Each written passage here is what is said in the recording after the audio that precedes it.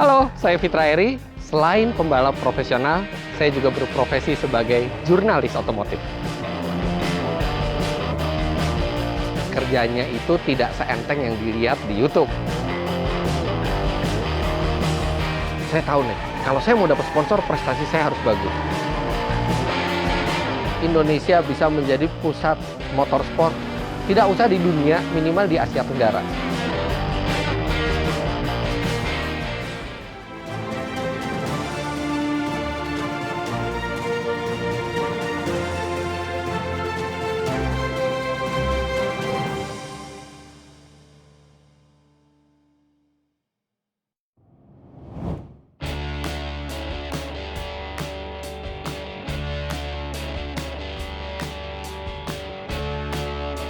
Halo, saya Fitra Eri. Profesi saya adalah jurnalis otomotif dan pembalap profesional.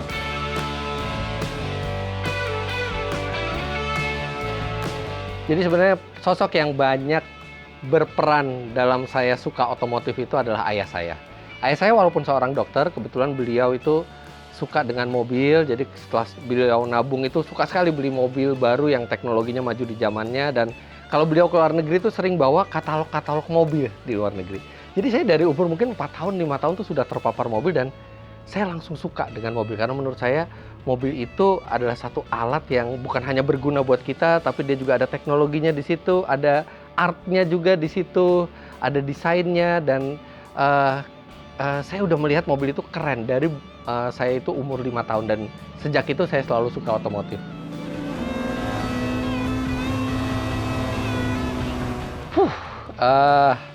Jadi kalau yang di balap nasionalnya, yang lingkup nasional yang saya sudah pernah ikuti itu ada balap touring di Sentul yang sekarang namanya ISOM, itu dari tahun 99. Kemudian saya juga berpartisipasi di sprint rally, walaupun tidak sebanyak balap touring. Selain sprint rally saya juga pernah ikutan off-road, tapi off-road itu benar-benar cuman amatir lah, cuman 1 kali 2 kali ikut. Kemudian saya juga pernah ikut slalom, dan saya juga pernah ikut rally panjang, serta saya juga pernah ikut event drifting.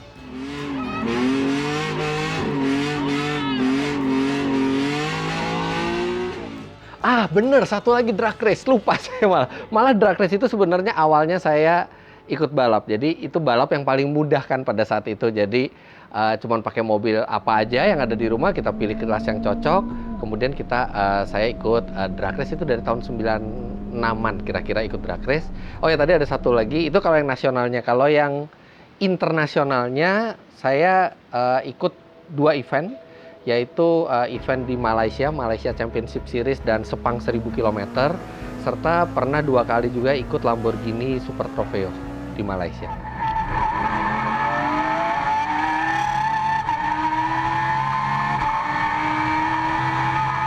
Yang saya paling berkesan itu adalah di Lamborghini Super Trofeo. Karena itu pertama kalinya tahun 2015 saya membawa supercar. Sebelumnya biasanya saya mobil cuma 1500 cc, tenaganya nggak terlalu besar gitu ya. Tiba-tiba dipercaya sama teman saya untuk partner dengan dia bawa Lamborghini Super Trofeo di sirkuit jalan raya pula waktu itu. Mobilnya 600 HP, sirkuit jalan raya, penggerak belakang. Alhamdulillah di kelas bisa jadi juara 1, bahkan overallnya dapat 3 besar, Pak. Itu yang sangat berkesan karena itu challenge yang paling besar menurut saya. Mobil yang belum pernah saya coba, mobil yang sangat bertenaga, sirkuit yang sangat berbahaya. Alhamdulillah bisa selamat dan bisa mengibarkan merah putih di negara tetangga.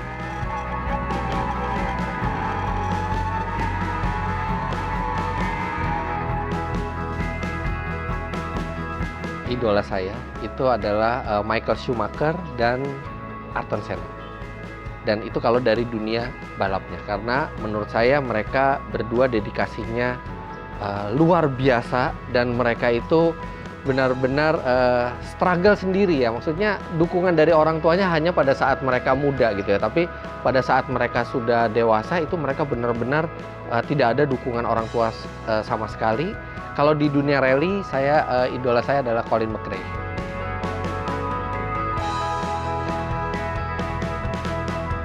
Jadi struggle-nya itu terutama di awal, karena keluarga saya bukan keluarga pembalap. Jadi tidak ada koneksi sama sekali ke dunia balap. Saya tidak tahu harus memulai dari mana. saya tidak punya uang yang cukup untuk turun di kelas yang bergengsinya gitu ya. Akhirnya saya mencari teman dan kebetulan ketemu dengan tim mekanik dari Garden Speed pada saat itu. Dari ngobrol-ngobrol ternyata sama-sama belum pernah turun balap touring. Kalau drag racing nggak terlalu struggle, tapi balap touring yang struggle karena balap touring itu butuh persiapan lebih matang, butuh biaya lebih besar gitu ya. Akhirnya kita mulai dari kelas yang paling murah pada saat itu, kelas Timor. Dan kelas Timornya pun kita ikut yang kelas Timor standar, yang nggak boleh modifikasi. Jadi uang tabungan mahasiswa masih cukup lah pada saat itu.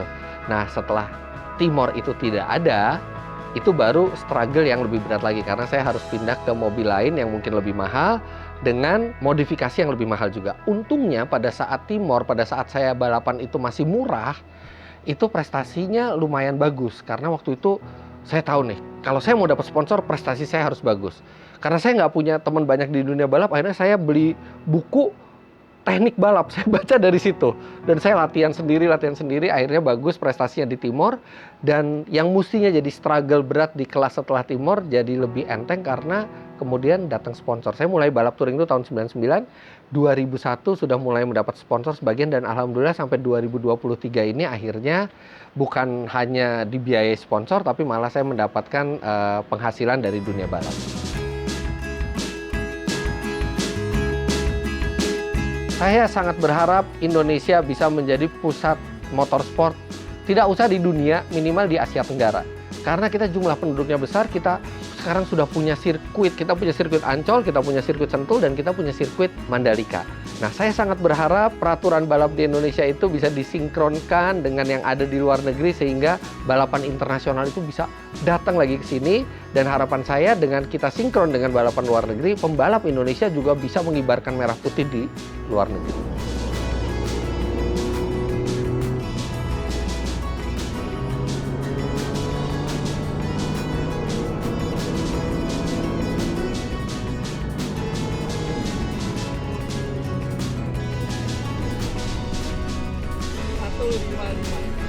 Dunia balap adalah dunia yang keras.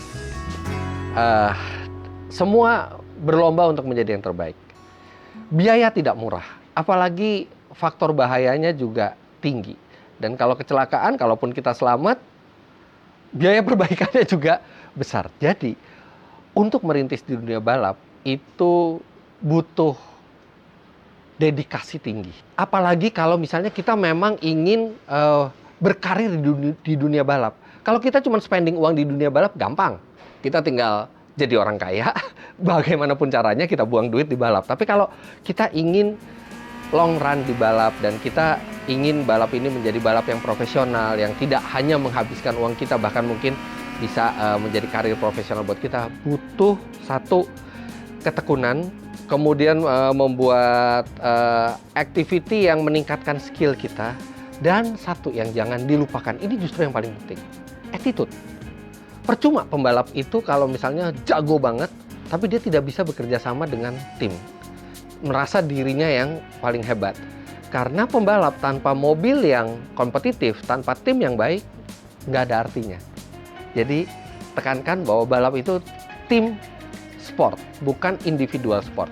Sebagai individu kita harus meningkatkan skill kita, dan sebagai tim kita harus meningkatkan empati kita, cara komunikasi kita, attitude kita, sehingga tim itu senang. Banyak sekali kejadian pembalap yang lebih jago tidak mendapatkan tim yang menaunginya, malah pembalap yang sebenarnya skillnya sedikit di bawah, dia malah bisa dapat tim karena dia memiliki attitude yang bagus dan dia bisa berkembang bersama tim.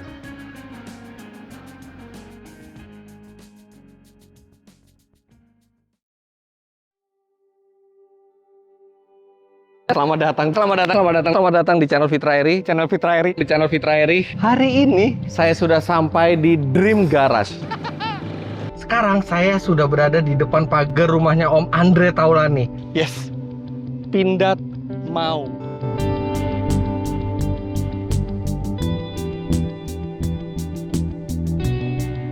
Halo, saya Fitra Eri. Selain pembalap profesional, saya juga berprofesi sebagai jurnalis otomotif. Sebenarnya nggak kepikiran jadi jurnalis. Jadi karena saya itu suka mobil itu dari kecil gitu ya, bahkan sampai kuliah pun saya memilih teknik mesin karena itu yang paling dekat dengan mobil atau otomotif. Nah, pada saat saya mau cari kerja di tahun 99 itu baru krismon pada saat itu. Tadinya saya mau melanjutkan S2, gagal karena lagi krismon juga. Kemudian saya harus mencari pekerjaan. Nah, pekerjaan yang saya cari, saya pengennya berhubungan dengan otomotif. Nah, saya cari-cari, tadinya mau kerja di pabrikan mobil, merancang mobil. Tapi kok saya kayaknya bosen deh kalau kerja di pabrik. Terus abis itu juga nggak banyak lowongan pada saat itu. Sampai ada lowongan di satu tabloid otomotif yang memang saya langganan, itu menjadi reporter. Saya juga nggak tahu jadi reporter tuh apa, jadi wartawan itu seperti apa. Ah ya udahlah, ini ada hubungannya sama otomotif, saya apply aja. Wah, ternyata dunia jurnalistik itu dunia yang baru, yang challenging buat saya. Sulit pada awalnya, tapi terus saya mendapatkan pelatihan-pelatihan jurnalistik.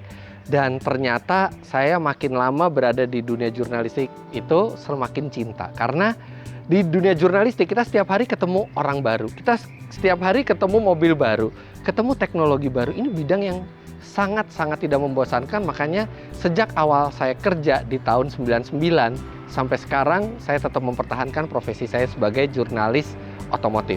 Bedanya kalau dulu saya di majalah, di mana saya ngetik artikel, tapi sekarang saya berkaryanya lebih banyak di sosial media dan YouTube.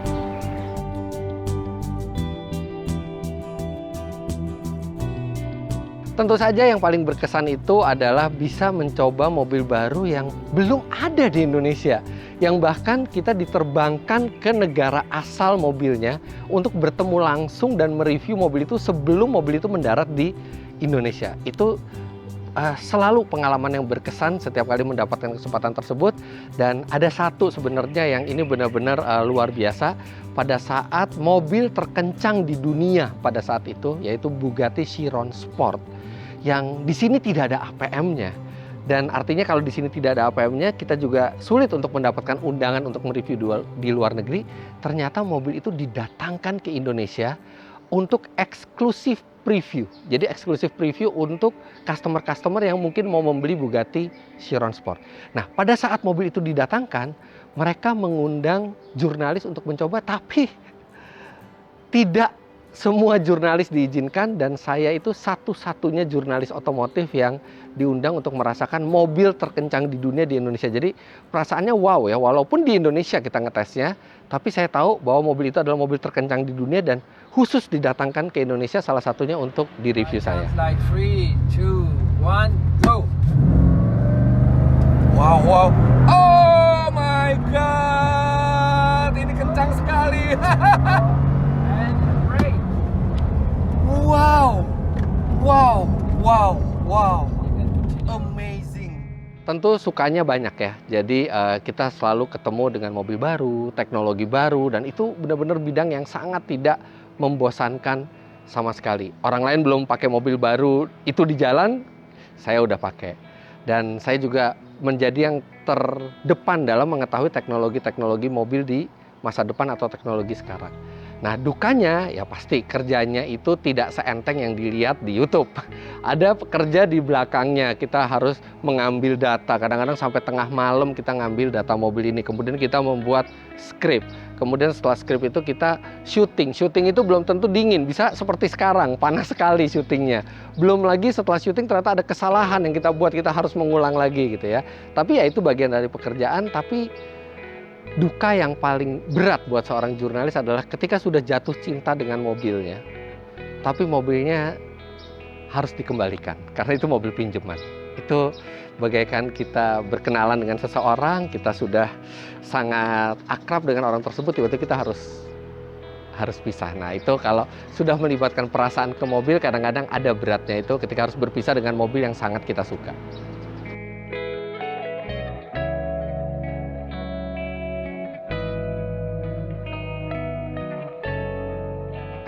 Ada. Bahkan sebelum review. Jadi itu Ioniq 5.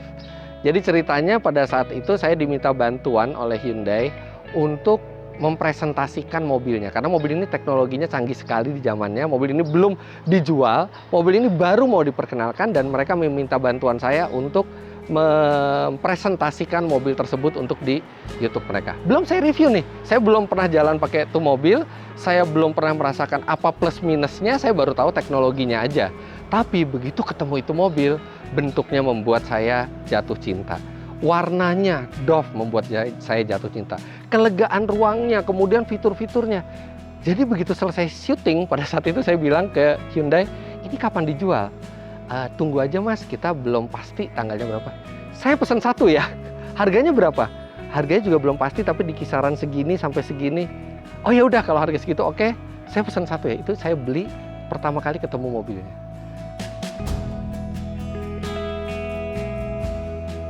Ada satu mobil yang ketika saya mereview mobil tersebut, itu sangat membekas dan sampai sekarang rasanya masih ingat dan tidak pernah lupa. Bukan Bugatti Chiron Sport. Bugatti Chiron Sport itu cepat. Tapi ada mobil yang lebih menyentuh soul. Nah, itu ada dua mobil yang benar-benar terngiang-ngiang terus rasanya. Satu Lamborghini Aventador. Saya pertama kali mencobanya itu di Amerika Serikat tahun 2013. Saya dikirim ke sana nyoba. Itu wah, luar biasa. Brutalnya itu mobil sampai teringat-ingat sampai sekarang. Dan yang kedua adalah Ferrari 458. Yang itu benar-benar indah sekali mobil itu, dari mulai suaranya sampai mobil itu terasa seamless semuanya, terasa sangat halus tapi sangat brutal di saat yang bersamaan. Dua mobil itu yang selalu teringat rasanya.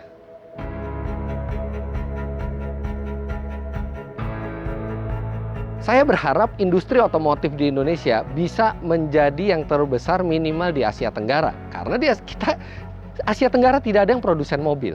Semua perakit mobil, hanya kita dan Thailand yang paling besar. Tapi saya sebenarnya berharap Indonesia lah yang terbesar. Karena dari geografis kita yang paling besar, dari sumber daya kita yang terbanyak, tapi nyatanya kita bukan yang terbesar di Asia Tenggara. Kita masih kalah dari Thailand. Nah, saya berharap dengan era mobil listrik sekarang itu sudah dimulai dan kita punya bahan baku untuk baterai itu sangat banyak di Indonesia. Kita bukan hanya sekedar menjadi perakit mobil, tapi kalaupun menjadi perakit mobil, kita menjadi perakit yang terbesar di Asia Tenggara. Dan syukur-syukur kita punya merek mobil yang bisa membanggakan merek mobil Indonesia. Saya doakan bagi Anda yang punya mobil idaman, punya cita-cita tercapai. Yang penting jangan lupakan kerja keras, berusaha terus, selalu menjadi orang jujur, selalu menjadi orang yang bermanfaat bagi orang lain, dan jangan lupa untuk selalu berdoa.